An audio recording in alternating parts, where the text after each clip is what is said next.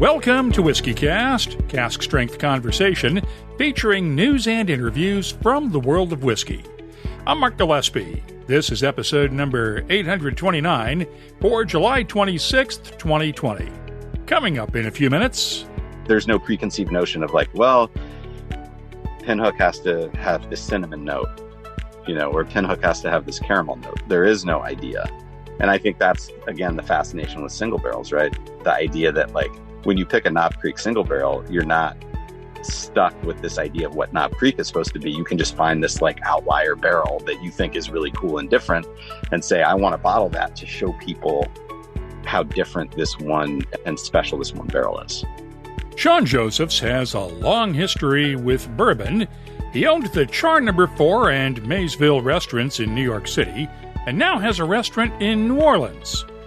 10 years ago, he founded Pinhook Whiskey with his partners, and this year, Pinhook bottled the first whiskeys from Kentucky's Castle and Key distillery in nearly 50 years. I'll talk with him later on WhiskeyCast in depth, and we'll get the story behind the Pinhook name, too. That's just ahead, along with the What I'm Tasting This Week department, Your Voice, and... When I first came here, all the garden centers had barrels cut in half that you could buy and use for planters. But why? Kentucky-based tree scientist Tom Kimmerer will help us answer that question on Behind the Label. It's all ahead on this week's WhiskeyCast. When you land on something special, you just know. Redbreast, the quintessential single pot still Irish whiskey, and a proud sponsor of WhiskeyCast. Let's get started with the news. Mark August 12th on your calendar. That's when we're likely to find out just what the Trump administration plans to do with the current tariffs on single malt whiskies from Scotland and Northern Ireland, along with liqueurs and other European goods. The Office of the U.S. Trade Representative's public comment period on its latest review of the tariffs ended Sunday. The tariffs were imposed last October after the World Trade Organization gave the U.S. the green light to retaliate for illegal European Union subsidies to aircraft maker Airbus. That has had a significant impact on Scotch whisky exports over the last 9 months. Scotch Whisky Association CEO Karen Betts joined us on this week's Whiskey Wednesday webcast to put some hard numbers to it. Exports of Scotch whisky to the US are down about 30% now, so since the tariff came into effect in October last year. So we think the industry is losing about £30 million in exports every month to the US. So we're some way over £200 million now. Keep in mind that the U.S. has traditionally been the Scotch whisky industry's largest export market by value for many years now. And at £30 million a month, that's an annual impact of £360 million a year in lost export sales.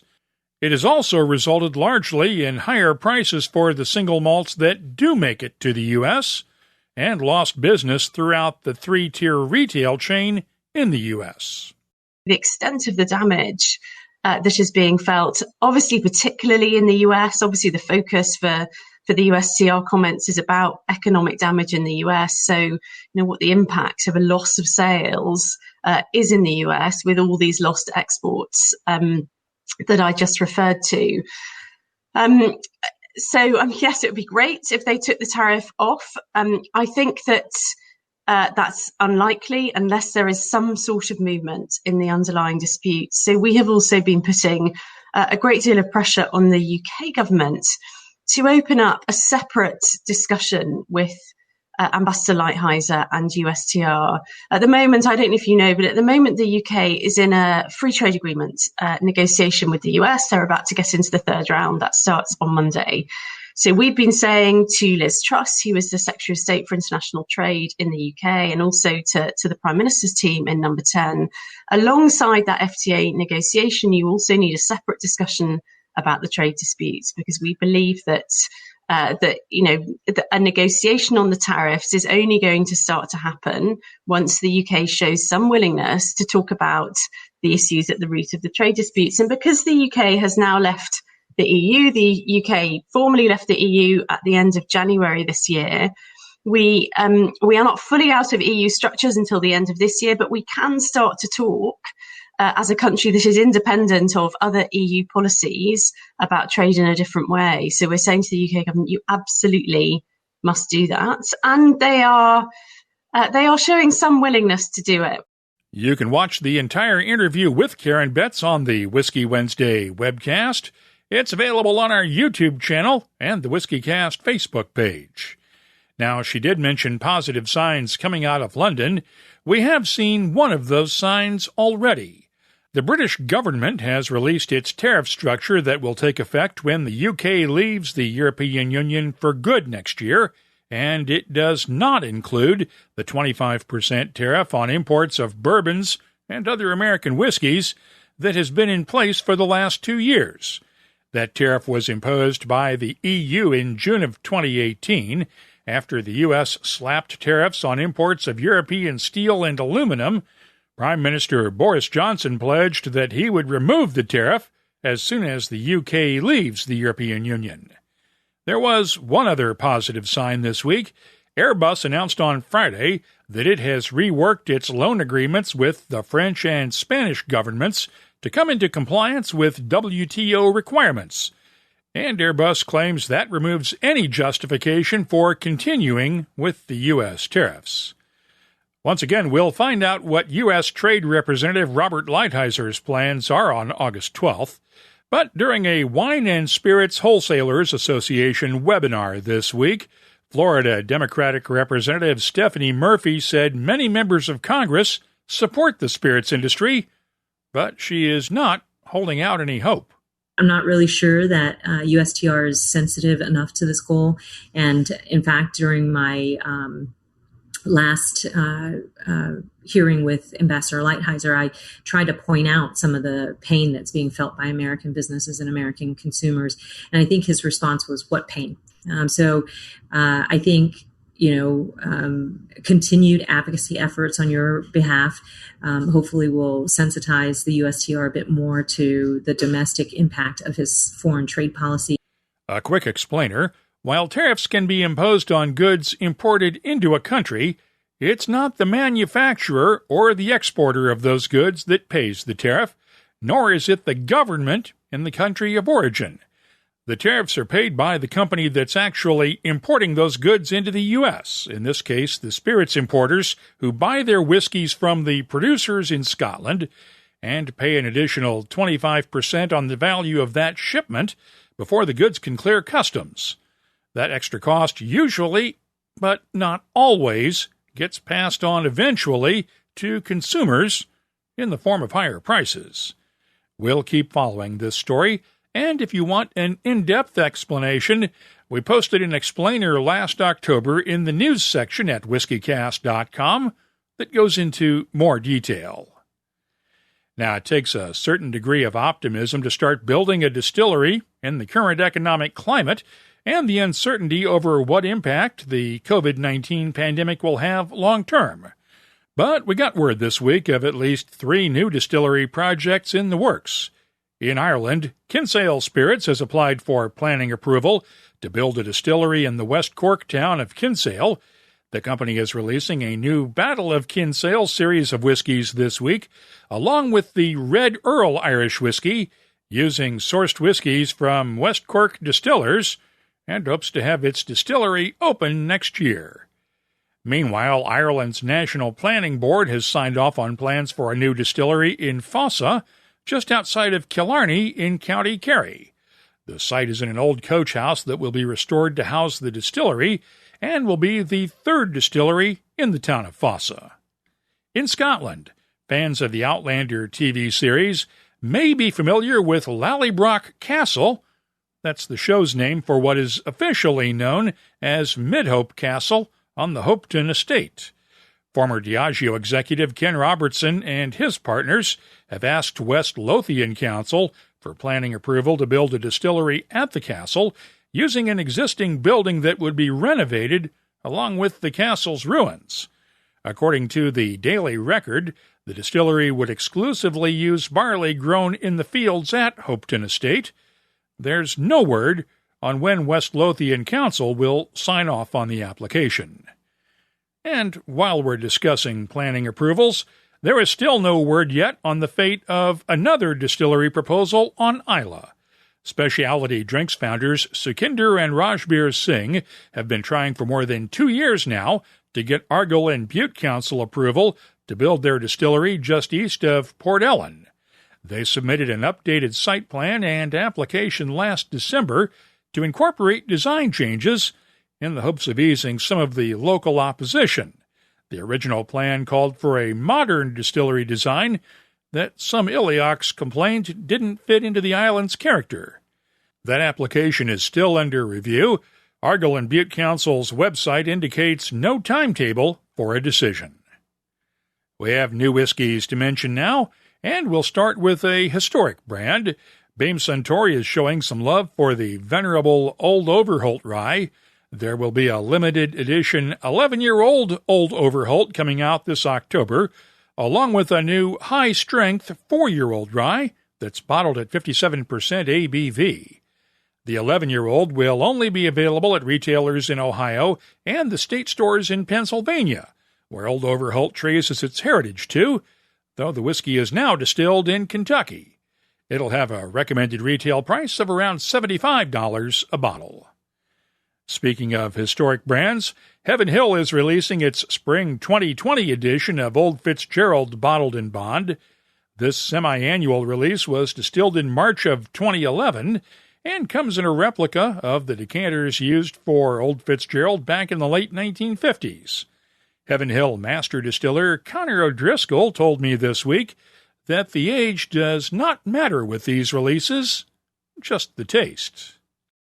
That speaks to, our philosophy on these is that it's not about the age. It's about the whiskey. Is the whiskey mature? Is it ready? Does it meet what we want for an Old Fitz bottle and bond?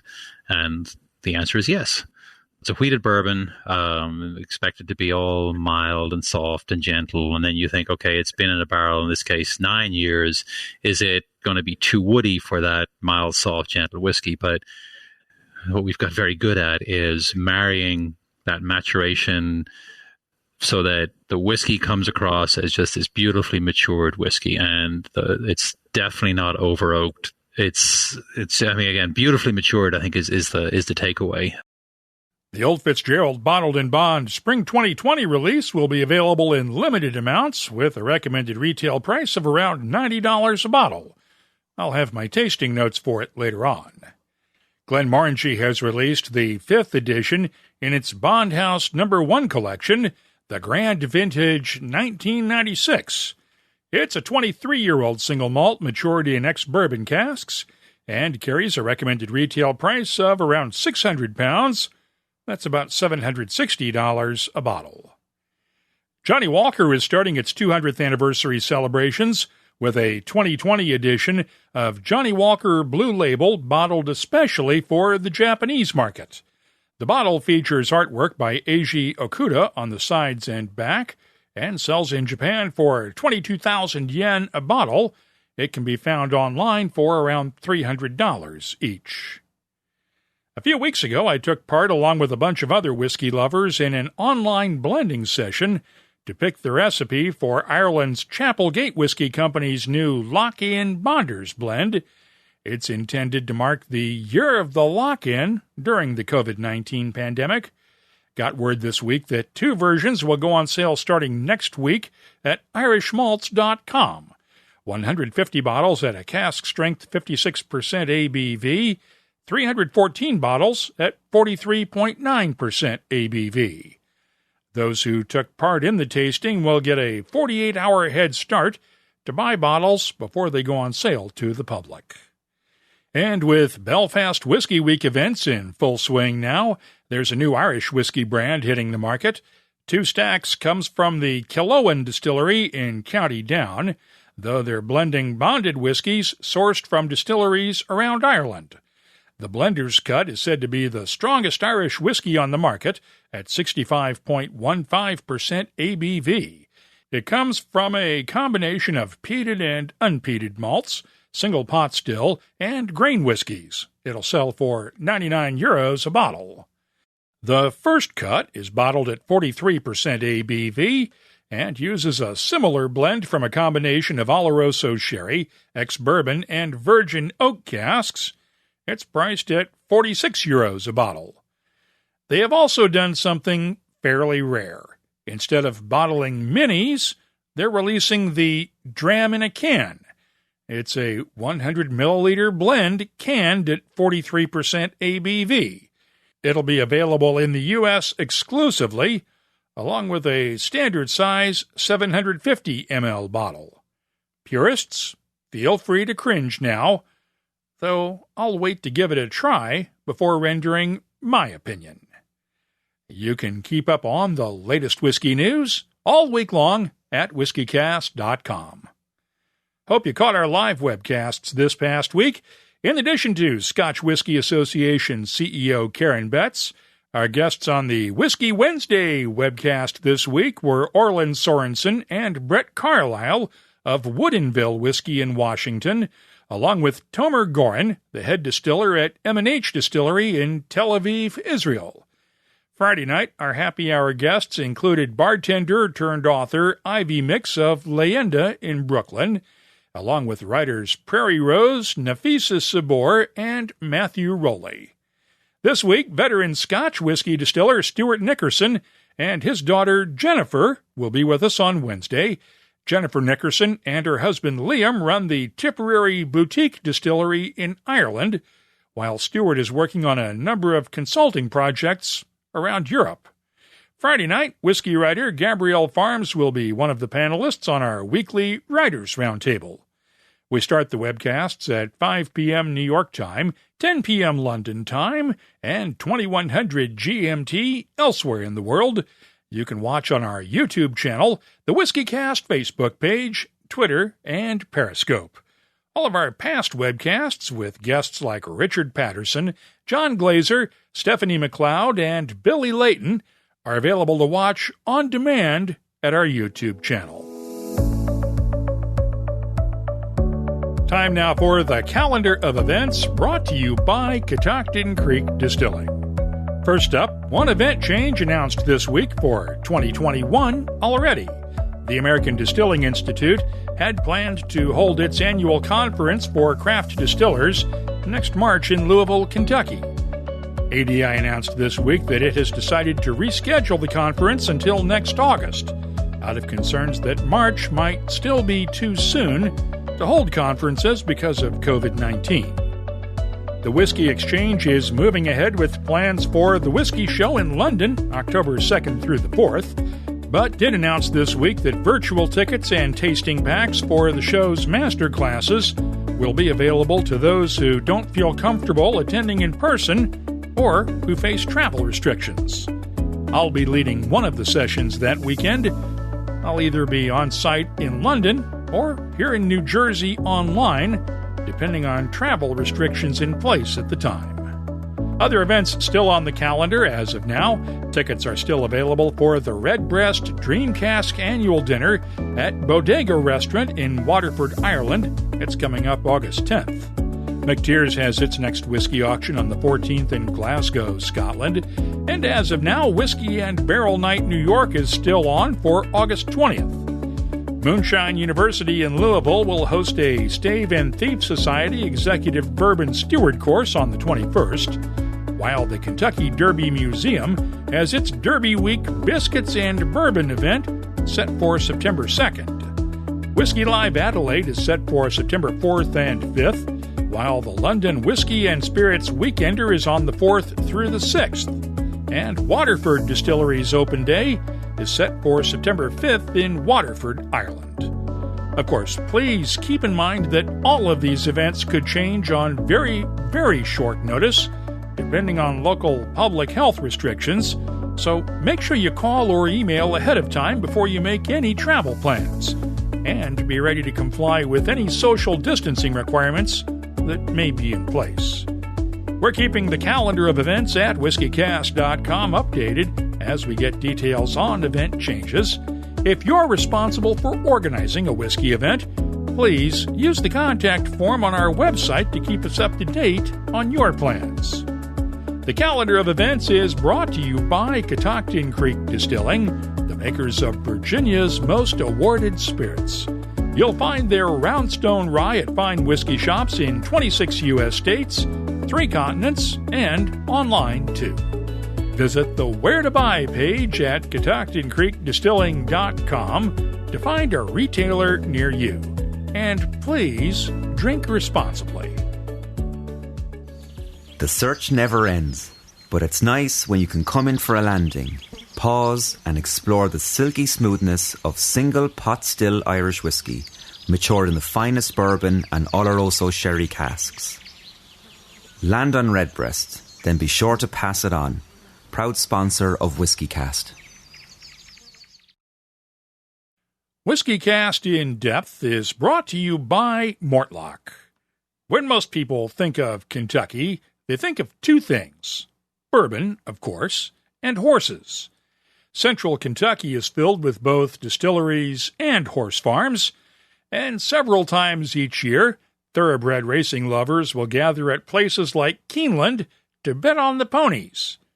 Not at the track, but in the auction stable. Pinhooking is the game of buying young ponies based on their pedigree and potential for future success on the track, then cashing in when they're mature and ready to race. Are you starting to notice the parallels with whiskey right about now? Sean Josephs and his partners started Pinhook Whiskey 10 years ago, back when Sean was running Char No. 4 in Brooklyn, New York. It was one of the pioneering restaurants and bars to take American whiskey seriously during the early days of the bourbon boom. Now, most of Pinhook's whiskeys come from MGP, but Pinhook was the first brand to sign on for the custom distilling program at Castle and Key Distillery before it even started distilling back in 2017. This summer, Pinhook released the first bourbon and rye whiskeys to come out of Castle and Key since the early 1970s, back when it was known as the Old Taylor Distillery. These days, Sean Josephs owns a restaurant in New Orleans and still makes the connection between good food and good whiskey. My wife opened a restaurant in New York in 2004. And like a lot of people, I was working in a corporate job that I didn't enjoy so much. And I started helping out at her restaurant running food. And I just kind of got bitten by the restaurant bug and fell in love with it and ended up deciding that that was going to be my career. And so that kind of led me to work in fine dining restaurants, because at the time my thought was, if I'm going to do this, let me see it at the highest level. So I worked at a restaurant in New York called Chanterelle, which was a 4-star restaurant at one point, another restaurant called Per Se, which is a Thomas Keller restaurant. And one thing I discovered working in restaurants, especially that type of restaurant, is you need to know about wine. And because I decided that restaurants were going to be my career, say I was 30 at the time, I just was like, all right, I need to learn about wine. So I got my sommelier certificate from the American Sommelier Association and my certified sommelier from the Court of Master Sommeliers. So I'm doing the blind tasting groups and just tasting all the time and deductive tasting and learning, how to assess. And as you might know, you also have to know spirits. And so this is, again, we're talking about like 2004, 2005. I hadn't, like many people, I'd had a bunch of Jim Beam White Label in college, but I'd never tasted whiskey. And so I had a friend who was really into American whiskey, and I started tasting whiskey, kind of thinking about it like I was tasting wine. And I was like, man, this stuff's pretty damn good. And the thing about a deductive tasting in wine is you're really supposed to be looking at quality relative to price. And so, especially back then, whether it was Pappy or Antique Collection or whatever, it was all readily available and really quite inexpensive. So imagine Elijah Craig 18 year as a $48 retail item, and not just $48, but readily accessible and available to buy it whenever you want. And I'm kind of like, wow, this stuff is incredible. And that just kind of sent me on this whiskey path. And I decided I had this ambition to open my own restaurant. And so in 2008, I opened a bourbon restaurant called Char No. 4 in Cobble Hill, Brooklyn, which, you know, I think to me at the time, outside of some stuff I'd seen in Kentucky, I hadn't really seen any restaurants really focused around just American whiskey. And that was the idea of the restaurant, an American whiskey bar and restaurant with a menu of the smoked, grilled, and charred flavors that have an affinity for bourbon. And because everything was so accessible at the time, the goal was really to assemble an encyclopedic selection of American whiskey, which in a way was very easy to do because you didn't really have a lot of allocations or items that were impossible to find. In fact, I had friends who would give me their Pappy allocations for their restaurants because no one wanted a $20 glass of whiskey, right? So I was able to get my hands on everything. And what led to the Pinhook part was, in order to fill these shelves, I had to literally buy every American whiskey that was available. So we had this like huge illuminated back bar and it was only American whiskey. But in order to fill every slot, I just had to buy like, okay, Jim Beam this, Jim Beam this, Jim Beam, like because at the time there was one Maker's Mark and there was one Knob Creek. And I think there were two Woodfords. And so it was just this very small universe. And the cool thing was, though, it exposed the folks that came into our restaurant to basically this wall that was like, this is American whiskey, from Mellow Corn to Pappy 23 and all the stuff in between. And Char No. 4 was one of the classics in New York when it comes to whiskey and food. Obviously, it's not around anymore. Yeah, so that was a combination of factors. But I had also opened another restaurant called Maysville in Manhattan in 2012. I opened a restaurant called Kenton's in New Orleans, where I've lived for the last 6 years, in 2015. And these were all American whiskey-focused restaurants. But going back to Char No. 4, I think what struck me at the time was I was interacting with our guests all the time. I was interacting with all these whiskeys. And the thing that occurred to me was, because, as you know, the laws are so strict around production, I think in order for American whiskey to thrive, producers need to do different things. Right. And I was looking at Scotch too. And we had like a decent Scotch and Japanese whiskey, Irish whiskey, Canadian whiskey. But you're seeing Scotches, which of course are finished in sherry and finished in Sauterne barrels and finished in different types of wine barrels and all that kind of stuff. And no one at the time was doing that in American whiskey, really. Right. So I thought, what can I do that's different? The big guys are so good at what they do. How are you going to have better distillate than them? And then around this idea of consistency, how can you possibly be better than them at creating a consistent product? And so coming at it from the perspective of someone who'd been around wine, the thing that made the most sense to me was kind of doing the opposite of what they were doing. So instead of taking these barrels, which because of, all the variations in, everything from the wood to mineral content in water to grain harvest to the weather of the year to rickhouse position and all that kind of stuff, how can I instead use those variables to express uniqueness as opposed to express sameness, which I didn't think of as being better and still don't. I just thought of it as being like a different approach. And because I think what I realized is like, all right, there's all this variability and they're kind of like looking at it like a puzzle. Like, I don't have the same ingredients. How do I assemble? And I think what they do is incredible, right? Just like in vintage champagne too. Like, how do you take different ingredients and make them taste the same, essentially?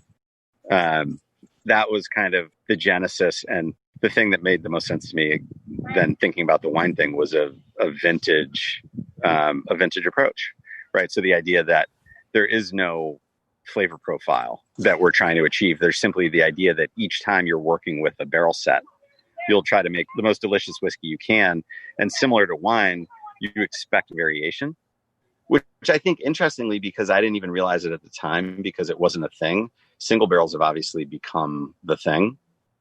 And the reason the single barrels have become the thing, I believe, is because there's this fascination with this idea of 4 barrels, same ash bill, same age, maybe same rickhouse or even same floor or even same rick, and how those barrels can all be so different from each other. Right. And so I think we're expressing a version of that through blending. If I have 150 barrels that I'm blending in a new year, even if they're the same age and the same mash bill as a prior year, they're different barrels. And if I'm pulling, which this would be like an average, if I'm putting together a 150 barrel blend, I'm pulling from, let's say, 220 barrels. So from that 220 barrel universe, I'm trying to find the 150 barrels that are simply the best combination, with no idea that there's a goal other than delicious whiskey, right? There's no preconceived notion of like, well, Pinhook has to have this cinnamon note, or Pinhook has to have this caramel note. There is no idea. And I think that's, again, the fascination with single barrels, right? The idea that like when you pick a Knob Creek single barrel, you're not stuck with this idea of what Knob Creek is supposed to be. You can just find this like outlier barrel that you think is really cool and different and say, I want to bottle that to show people how different this one and special this one barrel is. Let's talk about the switchover from MGP to Castle and Key a few years ago. Yeah. Because you started outsourcing your whiskeys from MGP. Yep. But then when Castle and Key opened up, that really opened up some options for you, didn't it? Oh, I mean, I think for us, that was everything, because Pinhook was really, from our first releases in 2014, we were doing 15 barrels at a time, right? It's this tiny little thing. And it was a friend of ours, Will Arvin, who we already knew through another friend of ours in Kentucky, who, was I don't know if I can speak for him and say like a disgruntled lawyer, but I think there are plenty of, I don't know, Robert Parker was another disgruntled lawyer that went on to do something pretty cool, but someone who just had this idea. And we had seen the Old Taylor distillery, like a lot of people that have visited Kentucky, and someone's like, hey, there's this crazy abandoned distillery. If you crawl under the fence or crawl over the fence, you can walk around.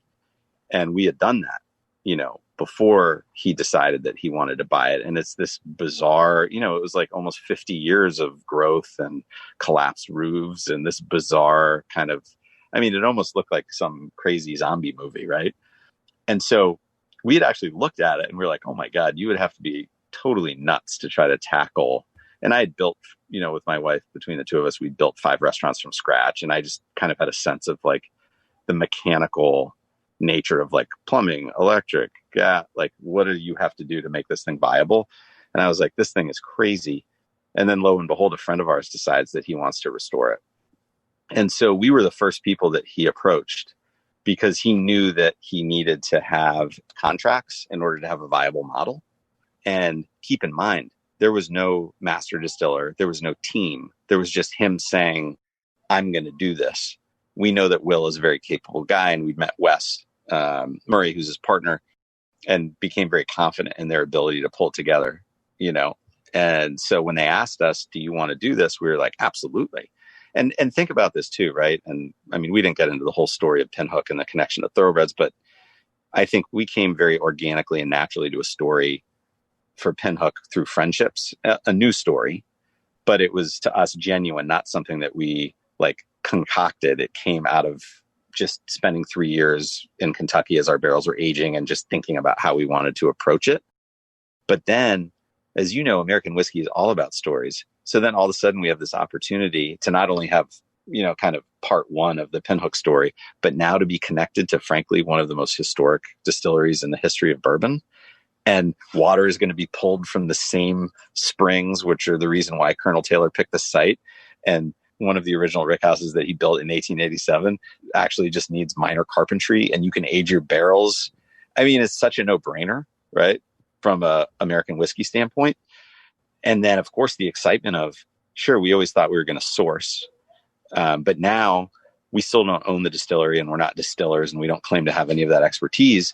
But now we get to sit down with the master distiller for Castle and Key and create a custom Pinhook mash bill. And I get to taste different mash bills and different yeasts with no experience doing that, to be frank. Like, I've tasted White Dog, but with no sense of like, all right, I'm picking this mash bill, but I don't know where it's going to go. What is it going to taste like 4 years from now after aging in new charred oak?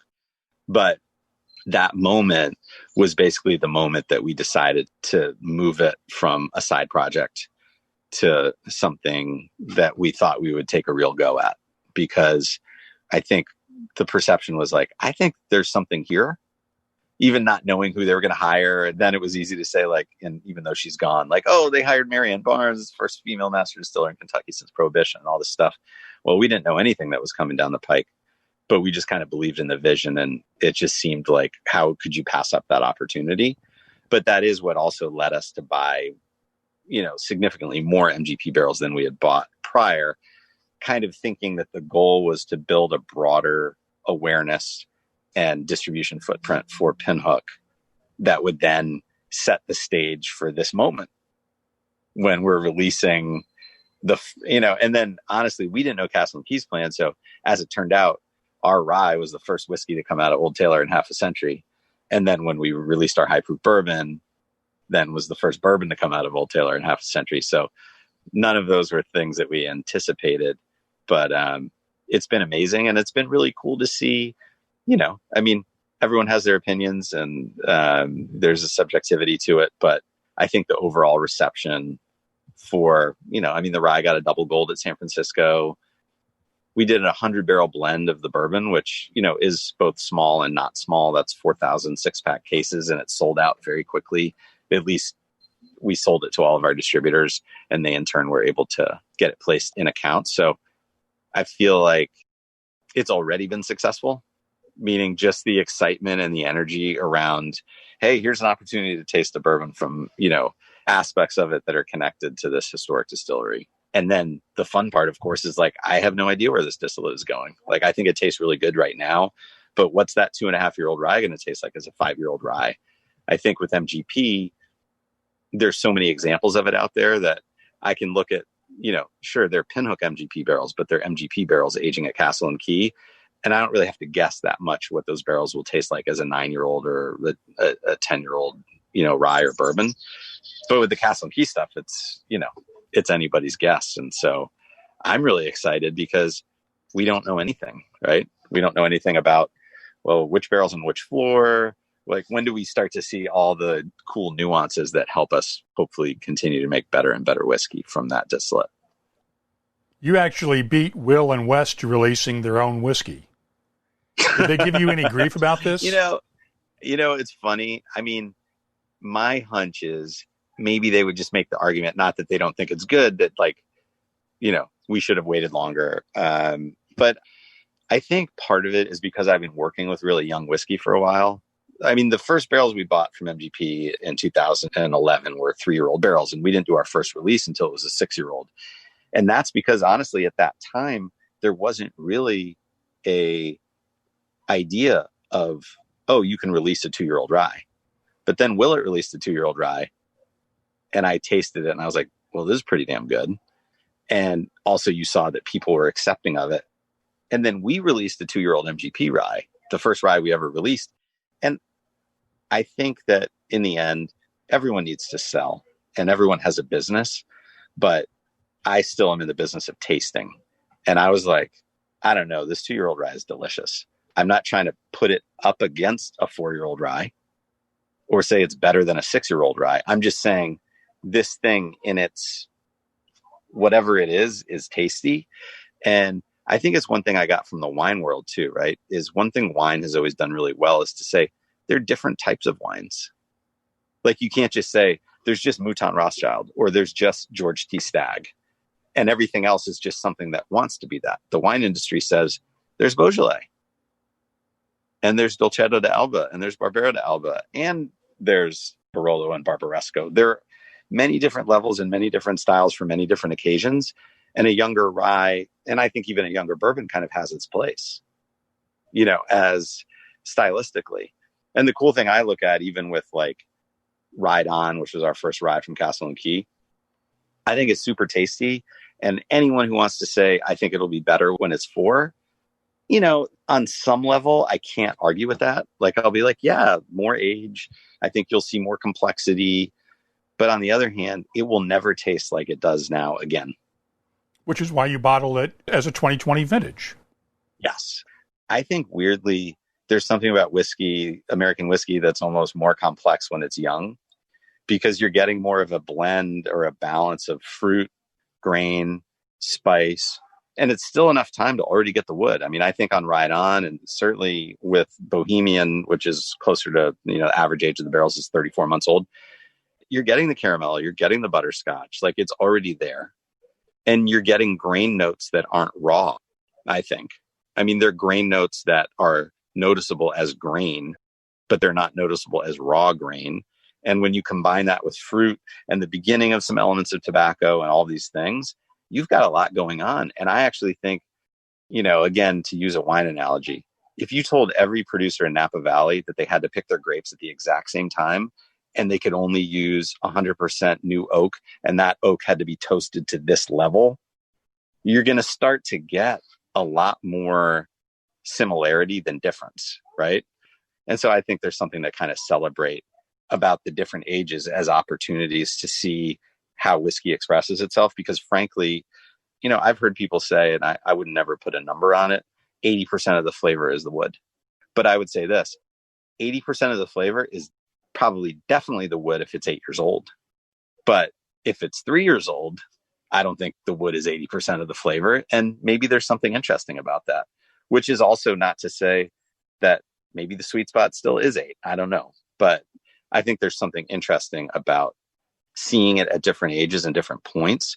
And I think in a way, that's kind of what Pinhook is all about, is kind of this curiosity with different stages and not just saying like, we've already decided that the best expression of bourbon is 7 years old at 98 proof or 8 years old at 103 proof, whatever it is. And we found that, we've already identified it. And now we're just going to replicate that over and over again.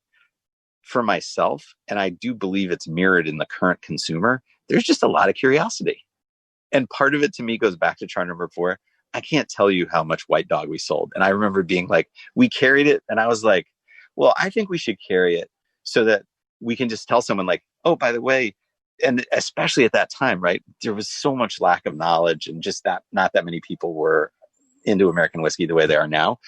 Here's just something to taste so you understand that it's basically this corn-based vodka-like product, which then gets all this color and flavor imparted by the barrel. But you might want to taste it, on its own.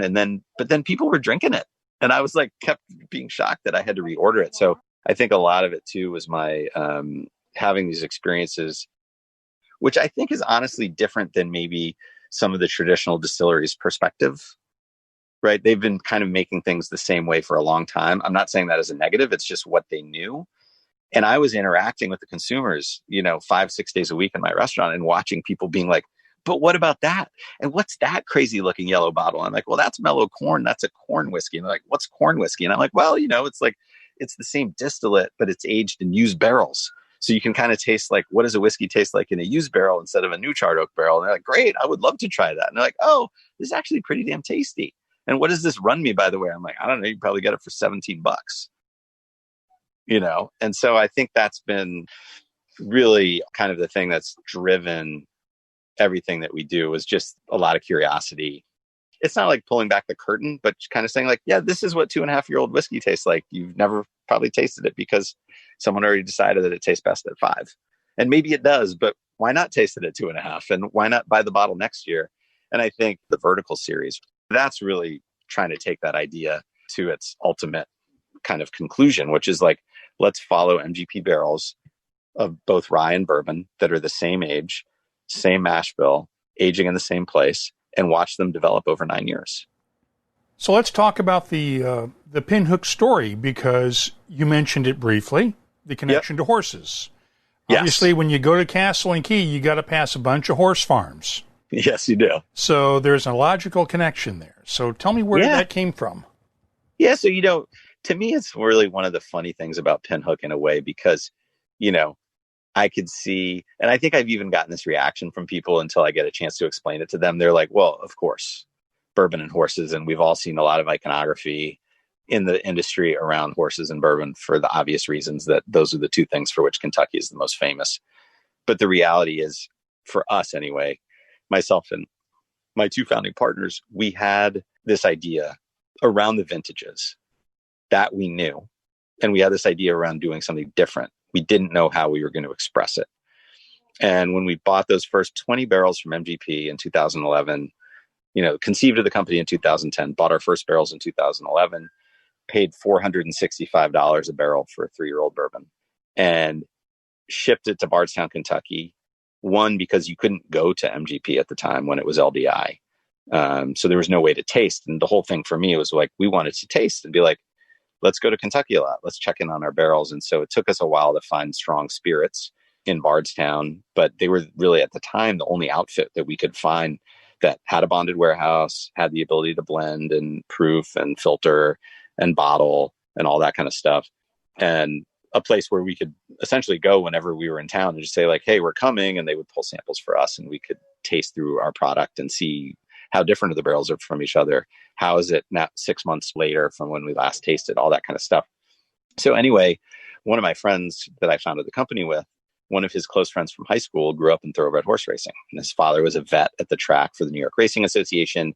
And then he ended up being in the thoroughbred horse business, selling horse insurance and living in Lexington, Kentucky. And then he got into pinhooking, which was something. So this guy, Jamie Hill, who's a good friend of ours, we would stay at his house. And we were really just there to check on our barrels and kind of knock around Kentucky and visit other distilleries and, go to Buffalo Trace and go to Makers and have all these experiences. And so one thing that happened, he's explaining a big part of his business is pinhooking. So you buy a baby thoroughbred based on its lineage with the explicit intent of selling it for a profit when it's mature. Someone else races the horse. That's a hedge against racing, which is pricey and unpredictable. And so it's actually this very important part of the horse business that I had never heard of. And we just connected this idea that we were pinhooking bourbon, which was also really important because there was a serious lack of transparency in the industry back then, which never made sense to me as a bar owner and a buyer. And I was just like, hey, I don't care if you bought this from another distillery, and I don't care if other people have the same distillate. It's like, if it tastes good, it tastes good. Tell me what it is. Tell me how old it is. Tell me what you did to it. Like, let's be transparent. And so kind of baked into the idea of Pinhook was this idea that we're telling you that we buy and sell barrels. And so that was really the connection that we made, is like, we pinhook bourbon. We buy baby bourbon based on its lineage, based on what we see as its physical or taste attributes when it's young. And then we sell it as a mature product when, ready to drink, ready to run, essentially. Which again, we had toyed around with other things. We knew the vintage piece, but how does that vintage piece get expressed? And honestly, no matter how many times I say it, I still think it. I was like, Pinhook sounds like a good name, right? Like, you go and order a Pinhook Manhattan, like, I want a Pinhook on the rocks. It's a cool name. And there's something very, there's a cool story behind it. Our friend Jamie also manages a racing stable called Bourbon Lane Stable, which he did at the time. And he was naming and still names all of his horses with bourbon in the name of the horse. And so we were kind of looking at it and we're like, well, we have this parallel between like the buying and selling of barrels. And then you have this idea of the horses and this time that they run. What if Jamie would let us use a horse to anchor each vintage? So each new vintage is connected to a new thoroughbred. The thing that we thought was cool, though, was we had seen the idea of like a commemorative bottling. But what we thought would be interesting is like, you don't know how the horse is going to do, right? So we asked Jamie this idea. It's like, maybe the horses run once or not at all. So pick the up and coming thoroughbred that you think has the best chance of making to the Kentucky Derby. We got in touch with Noli Novak, who does all the portraits for the Wall Street Journal. Like, so when you read the journal and you see the portraits of people, she's one of the artists that does this stipple, which is done with a pen. So we asked her to do a hand drawing of the horse. So Bohemian Bourbon is the horse connected to all of our Castle and Key bourbon releases this year. Magenta is our high proof expression. There'll be an orange wax coming out in early August. And so that's how we kind of like pulled it all together. This idea that we're buying and selling barrels, which is pinhooking. And then there's the horse itself, which helps denote a vintage. And part of it too was based around something I was really seeing and fascinated by in the bourbon business. Was I was starting to see the beginning of collectability, but I was seeing a lack of distinction between one year and the next, meaning you knew that Pappy released a Pappy 20 in 2018, and they released a different Pappy 20, in 2019.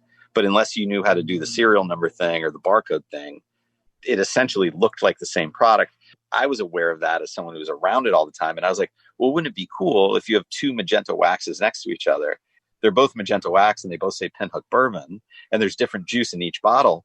But beyond that, there's something to signal that you have a different product, because one says Bohemian bourbon and has a drawing of this horse, and then another says, hashtag bourbon and has a drawing of this horse.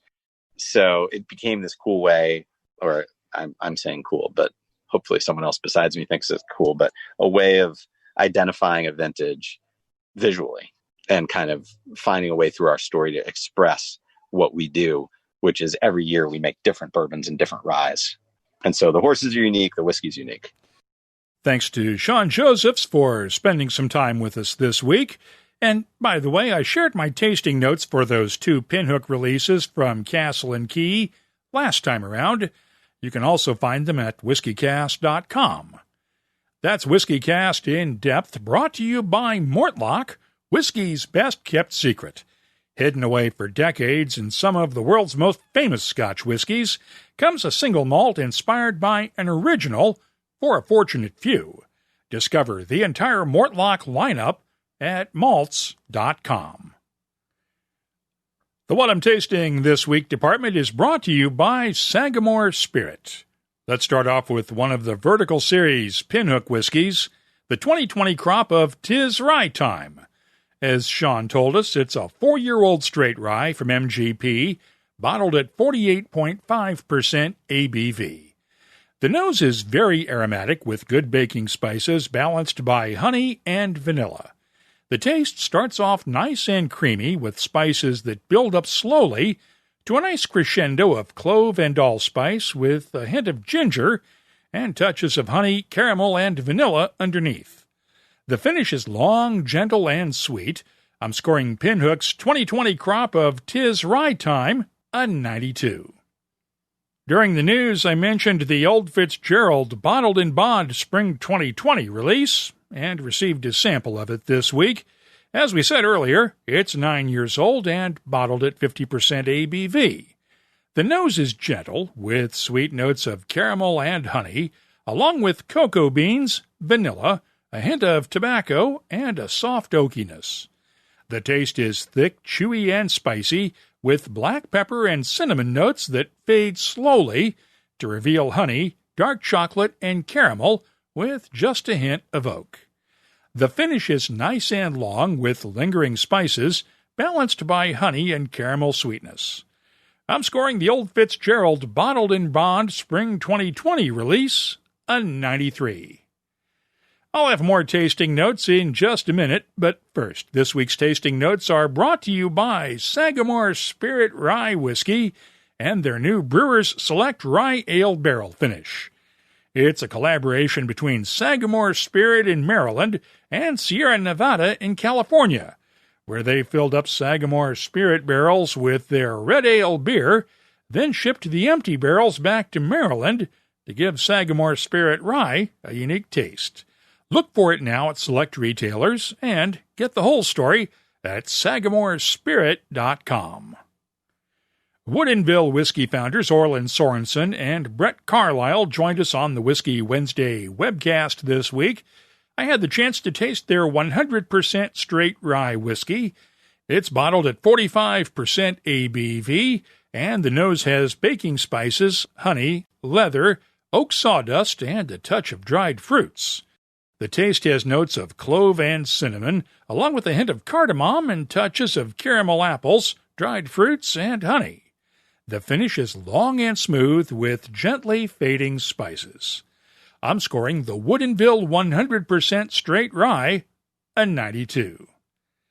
Finally, Nevada's Frey Ranch Distillery has now released its Bottled in Bond rye whiskey that Colby Frey told us about on the Whiskey Wednesday webcast back on May 13th.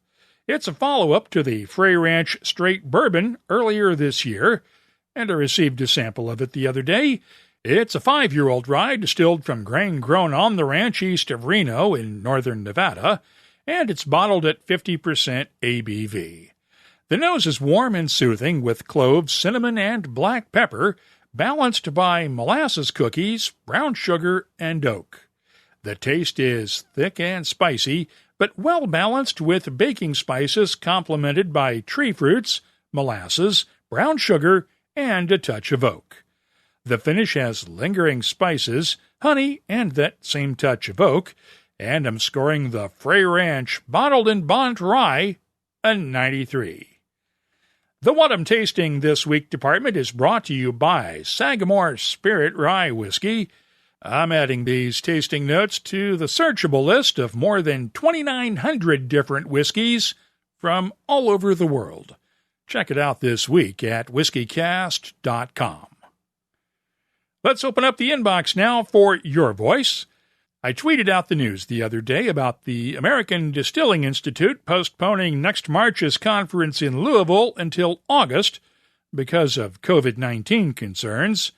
At Kentucky Spirits immediately responded, "Wow, so I have another year of lockdown? Good thing I have lots of bourbon." Well, I'm not saying there's going to be another year of lockdown, but it's a good thing you're prepared.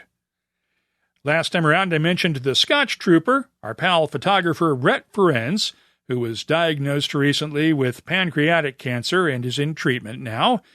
There has been a GoFundMe campaign set up to help Brett and his family, and Brett sent this message via Twitter this week. "Thank you so much. All the prayers are greatly appreciated." By the way, our friends, the Scotch Test Dummies, will be holding an online auction of whiskey memorabilia and collectibles this coming Sunday, August 2nd, on their YouTube channel. All of the proceeds will be going to the Scotch Troopers GoFundMe campaign. We'll have more on this on our Happy Hour webcast Friday night, and you'll find a link to the GoFundMe campaign in our show notes for this episode at whiskycast.com. Now, one of the things that can be both good and bad about Twitter is the ability to take tweets and amplify them. And that got just a bit silly this week with the "I have a joke, but" thread. Just a few of the whiskey-related examples. From Robert Haynes Peterson, "I have a bourbon joke, but it's corny." From Lincoln Chinnery, "I too have a bourbon joke, but it's a bit wry." From Raj Saberwal, "I had a wine joke, but it needs more age." And from the folks at TrivWorks, "We have a White Claw joke, but it's in bad taste." From Scott Harris at Catoctin Creek, "I have a distiller joke, but I just don't give a dram." From Camper English, "I had an ice joke, but didn't think it was cool enough." From Davin de Kergamo, "Funny, I had an ice joke too, but I didn't think it was clear enough." And for the record, I also had an ice joke, but it cracked me up before I could tell it. I'll stop there.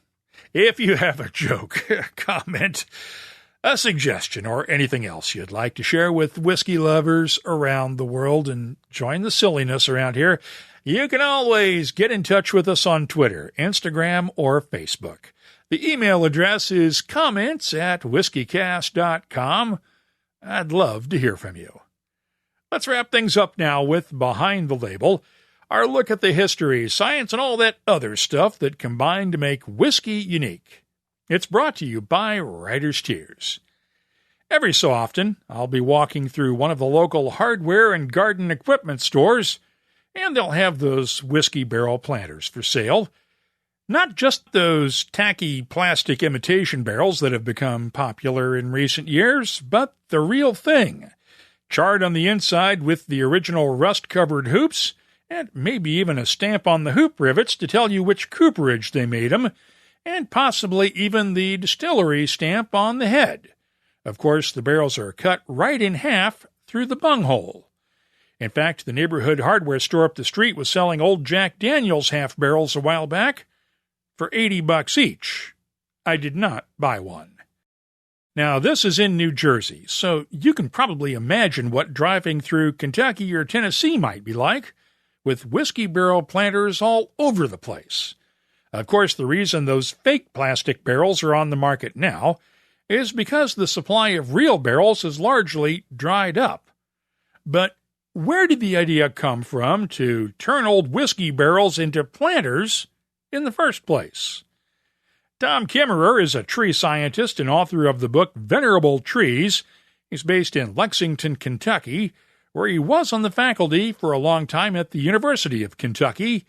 He's also done consulting work for bourbon makers over the years. And back when he arrived in Kentucky 38 years ago, those whiskey barrel planters were a lot more common. When I first came here, all the garden centers had barrels cut in half that you could buy and use for planters. And at that time, there wasn't the big international trade in used bourbon barrels. As you know, bourbon barrels can only be used once by federal law. And so there's a market now to ship those barrels all over the world for scotch and wine and all sorts of other products. But 35, 40 years ago, there wasn't that market. And so the distilleries are basically just having to get rid of these barrels. But they started just selling them to people for next to nothing, or maybe even giving them away. But some very clever entrepreneurs realized that there was enough flavor left in those barrels that if they took some white lightning and filled the barrels up for a few months, they could extract this brown liquid that they could pretend is bourbon and sell it as bourbon. And this is obviously damaging to the legitimate bourbon market. So that's when somebody in a distillery somewhere very cleverly said, hey, let's saw them in half and use them as planters. And so when I first came to Kentucky, there were bourbon barrel planters everywhere. And now they're disappearing because the barrels are too valuable and important to make planters out of them. Tom Kimmerer is working on his next book, A Time for Trees. He'll be my guest on our Whiskey Wednesday webcast August 5th. If you've ever wondered how oak and spirit combine to create whiskey inside a barrel, you're really going to want to join us for that webcast. Again, it's live on Wednesday, August 5th, on our YouTube channel, Facebook page, Twitter, and Periscope at 5 p.m. New York time. If you have something you'd like us to look at on an upcoming episode, just use the contact form at whiskycast.com to get in touch with us. Behind the Label is brought to you by Writer's Tears. Writer's Tears Copperpot, a unique triple distilled premium Irish whiskey, combining single malt and single pot still. First fashioned in the 1700s and still a rarity today. Sure, as we say in Ireland, what's rare is wonderful. Writer's Tears Copperpot. That's all for this edition of Whiskey Cast. You'll find links for the stories in this episode in our show notes at whiskycast.com. That's also where you'll find details on our live webcasts every Wednesday and Friday, along with the latest whiskey news, my tasting notes, the calendar of events, the whiskey photo of the week, and of course a complete archive of all of our past episodes going all the way back to 2005. We love to hear from you. You can always get in touch with us on Twitter, Instagram, and Facebook at WhiskeyCast. The email address is comments@whiskycast.com. When you land on something special, you just know. Redbreast, the quintessential single pot still Irish whiskey, and a proud sponsor of WhiskeyCast. WhiskeyCast is a production of Cask Strength Media, copyright 2020, and comes to you from the charming, yet regrettably dry town of Haddonfield, New Jersey. I'm Mark Gillespie, reminding you that when you drink, please drink responsibly. Thanks for listening.